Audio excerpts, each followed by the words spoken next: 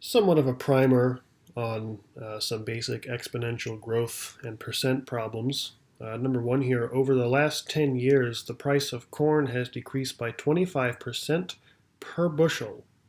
Assuming a steady percent decrease, by what percent does it decrease each year? So I have a model here that we're going to use for the problems I'm going to show you today.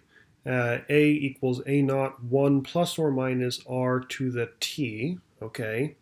A is going to be final size after a certain amount of time has passed. A naught or A0 is going to be your initial size that you started with. And R is going to be the rate of growth / decay per unit time. So the plus and minus here indicates that, well, we're going to use a plus if we're talking about an increase in a population or price, and a minus if we're going to talk about a decay or a decrease in a population or price. We're talking about a decrease, which means we're probably going to wind up using the minus sign down here. And then T is going to be the time passed. So for this problem, it's going to be important to realize that the formula is going to look something like this. A equals A naught to the 1 minus 0.25 to the t. And it's important to realize that this t is going to be a 10-year interval. And this would make a lot of sense because it says that if t is equal to 1, let me do this for you. If t is equal to 1, let's say A, capital A, of t is equal to A of 1, which means 1 10-year interval, 1 decade, what we end with is 75% of our initial, which is indeed 25% less. So our job is to figure out what the percent decrease is per year, which is of course 1/10 of that amount of time. So here's how we're going to fix it. If right now this thing is given in terms of 10-year intervals, we just have to change it so that it's given instead of 1-year intervals. Now, this entire exponent here is going to be 1-year intervals. If you put t equals 1, you're going to take 1/10 of 1. 1/10 of 1 decade is 1 year. So this means, if we continue on, and that is what we're going to do. We're going to put t equals 1. In this case, we're going to put A of t equals A sub 1 equals the initial value times 0.75 to the 1/10 times 1 power. And it would turn out that this is equal to A naught times about 0.97. So what this says is that after 1 year has passed, what we have is 0.97 of the initial.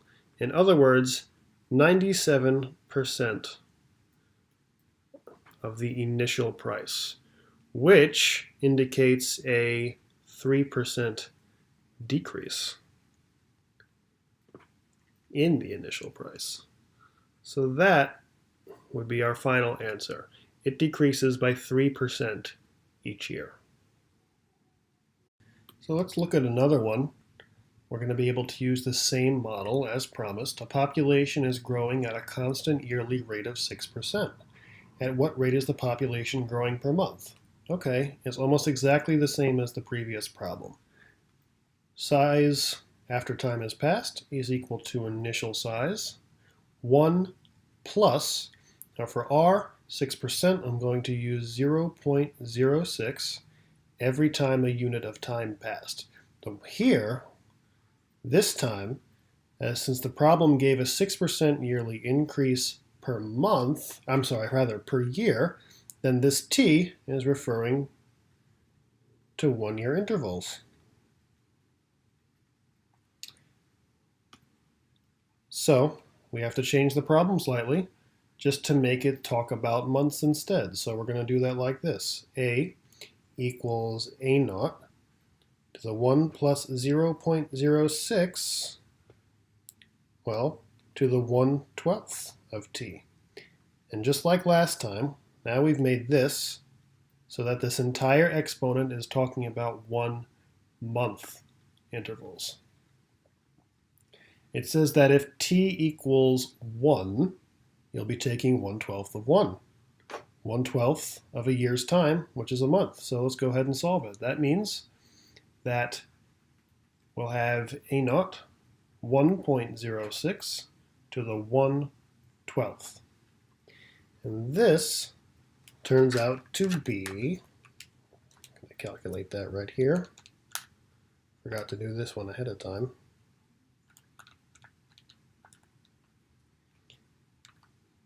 That's only 1.005 rather than 1.06. So in a month's time, we have 100.5% of the initial population, which only means a 0.5% increase in the population.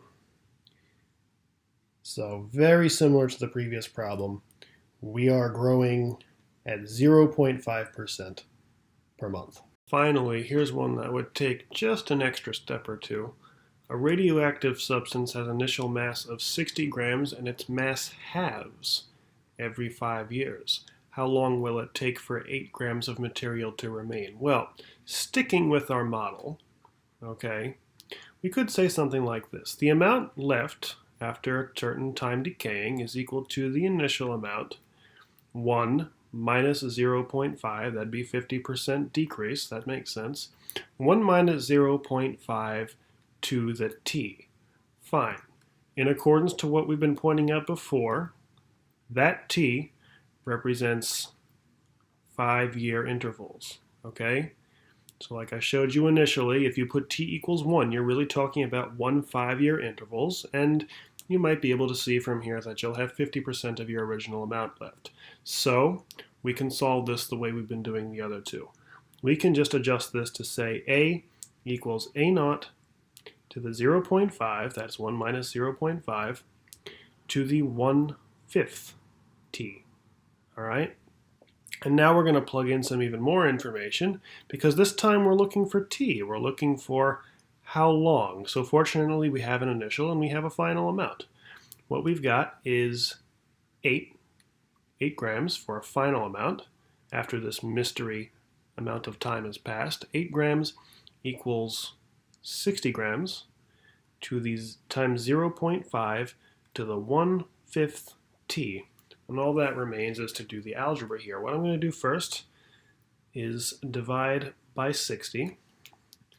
So that's going to get me 0.1333. I'm keeping a couple of significant figures here, and you'll see why in a second.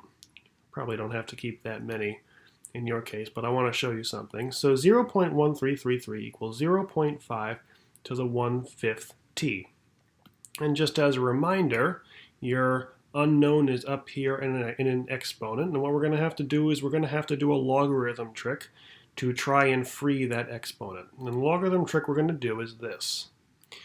This exponent that we would like to free, because our variable is in there, has a base of 0.5. So what we're going to do is we're going to take the log base 0.5 of both sides. Thinking about what logarithms are will help this to make a lot of sense to you. Log base 0.5, like any log base 10 or natural logarithm, which is log base e. In this case, I'm asking myself, to what number must I raise 0.5 to get the answer 0.5 to the 1/5 t?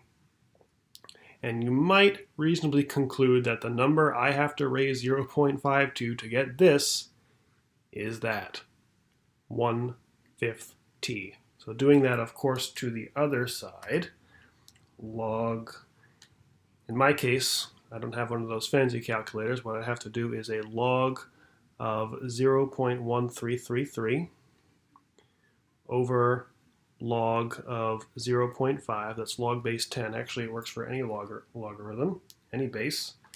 A lot of calculators these days have a change of base button, but mine does not, so bear with me for a moment.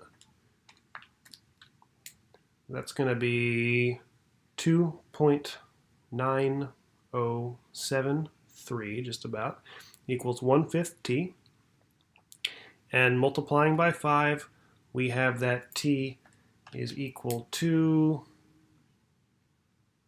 just about 14.5 years. So 14.5 years to get us down from 60 grams to 8 grams of a radioactive substance. Now, before I let you go, I want to introduce you to another model, another way of solving this problem. You could do it this way. A equals A naught e to the negative RT. This is an exponential decay model for something that decays on a continuous basis, and that is definitely true for radioactive phenomena. It's also true for certain compound interest phenomena. The negative sign here indicates the decay. If it's a continuous exponential growth, you're going to have a plus sign there or no sign there at all. So check this out. Well, you might be able to solve this like this. You get half your mass, 0.5 times what you started with, is equal to what you started with, e to the negative r times 5. The challenge here is to first find r and then plug it back and find t again, only with the exact amount of material plugged in. I'll show you what I mean in a second. If this is true, then these cancel. So I have 0.5 equals e to the negative r times 5. This is an exponent, much like this is. Now what I'm going to do is take the natural logarithm of both sides, which is the log base e, like back here when I did a log base 0.5. So it's going to be ln of 0.5 equals ln of e to the negative r times 5.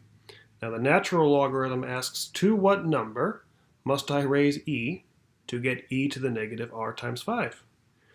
And the answer would be negative r times 5. And the natural logarithm of 0.5, which my calculator does have a button for, 0.6931, I'll say. Dividing both sides by 5 says that the r I need to use in this model is going to be 0.1386. That should be good. So now you reuse the model, only you plug in the right amounts. You're looking to end up with 8, where you started with 60, e to the negative 0.1386 to the t. How much time did this take? I'm going to divide by 60. I'm running out of room here, but that's okay. You might have tuned out at this point anyway. It's just extra. 0.1333 will be equal to e to the negative 0.1386t. Natural logarithm of both sides, what I'm going to do. Negative 2.0149 is equal to negative 0.1386. I can fit it t. And dividing by that crazy thing, 0.1386, will get you that t is equal to 14.5 years. And the reason I kept all those significant figures is because these are kind of different models. You kind of want to keep as many significant digits as you can to make sure you actually get the same answer here.